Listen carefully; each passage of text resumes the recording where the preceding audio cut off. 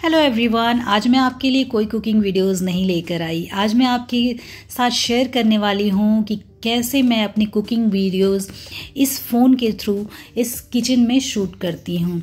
तो अपने इस किचन में कैसे मैं कुकिंग वीडियोस शूट करती हूँ आपके साथ आज मैं यही शेयर करने वाली हूँ। छोटे छोटे टिप्स एंड ट्रिक्स हैं जिसको अगर आप फॉलो करेंगे तो आप भी अपने सिंपल फ़ोन से कुकिंग वीडियोस शूट कर सकते हैं। मैं जब कुकिंग वीडियोस बनाती हूँ तो सबसे पहले किचन को क्लीन करती हूँ और हमेशा उस स्पेस में वीडियो बनाती हूँ जिस जगह पर नेचुरल लाइट आ रही होती है। तो मेरा ये वाला कॉर्नर हमेशा खाली रहता है। इस वाले स्पेस को मैं हमेशा खाली रखती हूँ शूट करने के लिए। आपने मेरे वीडियोस में देखा होगा क्योंकि यहाँ पे विंडो है और यहाँ नेचुरल लाइट आ रही होती है जिससे कि तो हमेशा लाइट में वीडियो बनाएं, मतलब कि जहाँ पे नेचुरल लाइट आ रही हो या फिर आपने अगर आर्टिफिशियल लाइट रखी है तो वो आ रही हो। और हमेशा स्पेस को क्लीन रखें ताकि आपकी जो रेसिपी है वो लोगों के ज़्यादा समझ में आए, जिससे वीडियोस बिल्कुल प्रोफेशनल की तरह बनते हैं। लाइट्स की प्रॉब्लम नहीं होती, इसलिए हमेशा नेचुरल लाइट में ही वीडियोज़ को बनाएं। और ये वो कुकटॉप है जहाँ पर मैं कुकिंग करती हूँ। मेरे वीडियोज़ मैं 2 एंगल में शूट करती हूँ। एक शूट मैं वीडियोस मतलब लॉन्ग वीडियो के लिए करती हूँ और दूसरी शूट मैं शॉर्ट्स वीडियोस के लिए करती हूँ। तो मैं इन दोनों वीडियोस के शूट के लिए या तो फिर 2 फ़ोन का इस्तेमाल करती हूँ या फिर इस तरीके से एक फ़ोन और एक कैमरे का इस्तेमाल करती हूँ। मैंने ये जो फ़ोन ले रखा है उस 2 फ़ोन से भी शूट करती हूँ क्योंकि मैं लॉन्ग वीडियोस के एंगल अलग होते हैं और इस तरीके से शॉर्ट्स वीडियो के एंगल अलग होते हैं। तो इस तरीके से मैं 2 कैमरे लगा करके अपने वीडियोस को शूट करती हूँ ताकि मैं शॉर्ट्स वीडियोस भी डाल सकूँ और लॉन्ग वीडियोस भी डाल सकूँ। तो इस तरीके से 2 वीडियो शूट करती हूँ तो दोनों एक साथ ही शूट कर लेती हूँ। तो ये देखिए, इस तरीके से अगर आप शॉर्ट्स वीडियोस बना रहे हैं तो उसमें केवल और केवल रेसिपीज़ देखी जाती है, आसपास नहीं दिखाई जाती। तो इस तरीके से मैं शॉर्ट्स वीडियो बनाती हूँ और लॉन्ग वीडियो बनाने के लिए मैं इस तरीके से कैमरे का इस्तेमाल करती हूँ। तो लॉन्ग वीडियोस बनाने के लिए मैं इस तरीके से निकॉन का कैमरा रखती हूँ। इस कैमरे से ही मैं शूट करती हूँ या फिर मैं 2 फ़ोन का इस्तेमाल करती हूँ शूट करने के लिए। एक जिससे मैं अभी वीडियो बना रही हूँ उसका इस्तेमाल करती हूँ और दूसरा जो मैंने ट्राइपॉड पे लगा रखा है। तो इस तरीके से मैं इस कैमरे का इस्तेमाल करके भी वीडियो शूट करती हूँ जिससे कि वीडियो बिल्कुल प्रोफेशनल की तरह बन के तैयार होता है। अगर आपके पास कैमरा नहीं है तो आप फ़ोन से भी वीडियो शूट कर सकते हैं, वो भी बहुत ही अच्छे बन करके आते हैं। तो इस तरीके से मैं फ़ोन और कैमरा दोनों का इस्तेमाल करके अपने वीडियो शूट करती हूँ। लॉन्ग वीडियो के लिए मैं कैमरे का इस्तेमाल करती हूँ और शॉर्ट्स वीडियोस बनाने के लिए मैं इस तरीके से फ़ोन का इस्तेमाल करती हूँ। और इन दोनों वीडियोस को बना करके मैं एक शॉर्ट्स वीडियो अपलोड करती हूँ और दूसरा मैं लॉन्ग वीडियो अपलोड करती हूँ। तो इस तरीके से मैं अपने वीडियोज़ बनाती हूँ।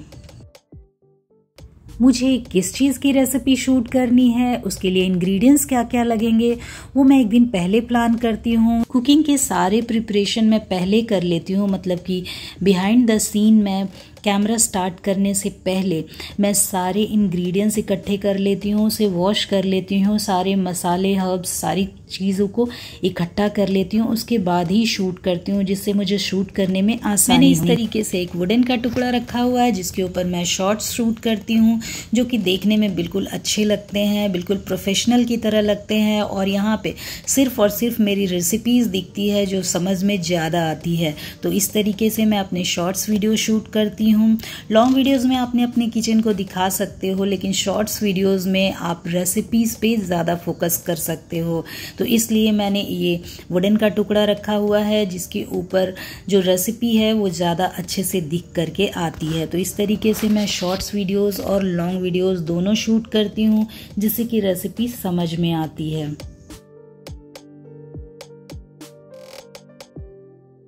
आपने मेरे वीडियोस में देखा होगा कि मैं कैमरे के हमेशा पीछे रहती हूँ, मतलब भी मैं बिहाइंड द कैमरा रहती हूँ क्योंकि इसलिए मैं रेडी नहीं होती। मतलब मैं रेडी होकर के भी शूट कर सकती थी, अगर मैं कैमरे के सामने रहूँगी तो मैं रेडी होकर शूट करती हूँ, लेकिन मैं कैमरे के पीछे रहती हूँ। मेरा फोकस हमेशा रेसिपीज़ पे रहता है या फिर शूट पे रहता है, इसलिए मैं हमेशा कैमरे के पीछे रह कर के ही अपने वीडियोस को शूट करती हूँ ताकि रेसिपीज़ ज़्यादा समझ में आए। मेरे वीडियोस में आप अगर वीडियोस में दिखना चाहते हो तो आप थोड़े बहुत रेडी होकर के सामने आओ, ताकि जो आपका वीडियो है वो बिल्कुल प्रोफेशनल की तरह दिखे। तो इस तरीके से आप थोड़े रेडी होकर के वीडियोस बनाइए तो आप प्रोफेशनल की तरह दिखेंगे। तो बस मैं कैमरे के पीछे रहती हूँ, इसलिए मैं रेडी नहीं होती। अब मैं जो वीडियोस बनाती हूँ उसमें मेरा फोकस रेसिपीज़ पे रहता है, ताकि लोगों को रेसिपी समझ में आए। तो इस तरीके से मैं आज बना रही हूँ मशरूम और मटर की सब्ज़ी, जो कि इस तरीके से मैं शूट करती हूँ कि मशरूम आपको सामने से दिखाई दे और अच्छे से दिखाई दे। तो मैं अपने सारे वीडियोस को 3 तरीके से शूट करती हूँ। सबसे पहले मैं रेसिपीज़ पे फोकस करती हूँ। तो जो रेसिपी है उसके लिए मैं बिल्कुल सामने इस तरीके से ट्राइपॉड लगा करके नज़दीक से दिखाती हूँ, ताकि मैं जो भी स्पाइसेस और हर्ब्स डाल रही हूँ, जो मसाले डाल रही हूँ, वो आपको सारी चीज़ें अच्छे से दिखाई दे। जैसे कि मैंने यहाँ पे अभी इस पैन को कुकटॉप के ऊपर रखा, तो ये कुकटॉप आपको अच्छे से दिख रहे हैं। अब ये जब हमारा कुकटॉप अच्छे से गर्म हो जाए तो हम यहाँ पे ऐड करेंगे ऑयल। तो ये सारी चीज़ें मैं जो ऐड कर रही हूँ, जो इंग्रेडिएंट्स ऐड कर रही हूँ, वो सारी चीज़ें वीडियोस में आपको साफ साफ दिखनी चाहिए। तो इस चीज़ की शूट मैं बिल्कुल नज़दीक रख के कैमरे को करती हूँ। तो ट्राइपॉड को इस तरीके से मैं अपने प्लेटफॉर्म पे रखती हूँ और इस तरीके से शूट करती हूँ, ताकि आपको रेसिपीज़ बिल्कुल अच्छे से दिखाई दे। कुछ डेकोरेशन की चीज़ें आसपास रख दीजिए जो कि देखने में अच्छे लगते हैं और काफ़ी नेचुरल लगते हैं। तो इस तरीके से ग्रीनरी रख सकते हो, आप कोई पॉट रख सकते हो, जिससे कि आपका वीडियो काफ़ी अच्छा देखने में लगे, अट्रैक्टिव लगे। तो इस तरीके से मैं अपने वीडियोज़ को शूट करती हूँ। और जो दूसरा एंगल है मेरे वीडियो को शूट करने का, मैं लगातार अपने वीडियोस को शूट नहीं करती। जितनी चीज़ों को शूट करना है उसे मैं 1 से 2 मिनट के लिए शूट करती हूँ और उसके बाद कैमरे को बंद कर देती हूँ, वापस से फिर से ऑन करती हूँ और फिर से उसे शूट करती हूँ। तो इस तरीके से मैं कैमरे को ऑन करती हूँ और ऑफ़ करती हूँ और शूट करती हूँ। तो बस आप भी इस तरीके से फोकस करें, क्योंकि अगर 5 मिनट में ऑयल गर्म होता है तो हम 5 मिनट कैमरे को ऑन नहीं रख सकते। तो 1 से आधे मिनट कैमरे को ऑन रखते हैं, उसके बाद कैमरे को ऑफ़ कर देते हैं। नेक्स्ट जब हम अगला काम कर रहे होते हैं, जैसे इसमें वेजिटेबल या फिर मसाले ऐड करते हैं, वापस से कैमरे को ऑन करिए और अपनी रेसिपीज़ को शूट करिए। तो ये पहला एंगल है जिस तरीके से हम रेसिपीज़ को शूट करते हैं। दूसरा जो मेरा रेसिपीज़ को शूट करने का एंगल होता है वो कुछ इस तरीके से होता है। मतलब इसमें अपने किचन को मैं कुछ हिस्सों को दिखाती हूँ, ताकि आसपास की चीज़ें दिखाई दे, जैसे आसपास जो भी चीज़ें रखी हुई है वो दिखाई दे, और इस तरीके से शूट की जाती है, जो कि बहुत नेचुरल लगता है देखने में। तो मैं दूसरा एंगल जो मेरा है वो कुछ इस तरीके से है, जिससे कि मेरे वो कुकटॉप भी दिख रहे हैं, कुकटॉप के ऊपर रखा हुआ जो पैन है वो भी दिखाई दे रहा है, और आसपास जो मसाले या इंग्रेडिएंट्स है वो भी दिखते हैं। तो ये दूसरा एंगल है जिसे मैं लॉन्ग वीडियोज़ में ऐड करती हूँ। तो इस तरीके से मैं सेकेंड एंगल में रख करके भी वीडियोस शूट करती हूँ। मतलब कुछ इंग्रेडिएंट्स मैंने डाले तो वो मैं शॉर्ट्स में शूट करती हूँ, छोटे में शूट करती हूँ, कुछ को मैं ये दूसरे एंगल में शूट कर लेती हूँ, और कुछ वीडियोस को मैं इस तरीके से शूट करती हूँ कि जिसमें मेरा किचन भी दिखाई दे आपको, मतलब कि आसपास का एरिया दिखाई दे, जिससे कि ये देखने में नेचुरल लगते हैं।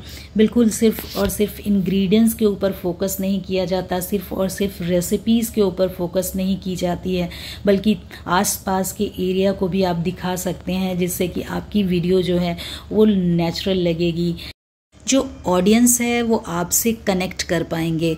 तो इस तरीके से आप 2 से 3 एंगल में वीडियो बना सकते हैं और इस तरीके से अपनी रेसिपी शूट कर सकते हैं। बहुत ही आसान है बनाना।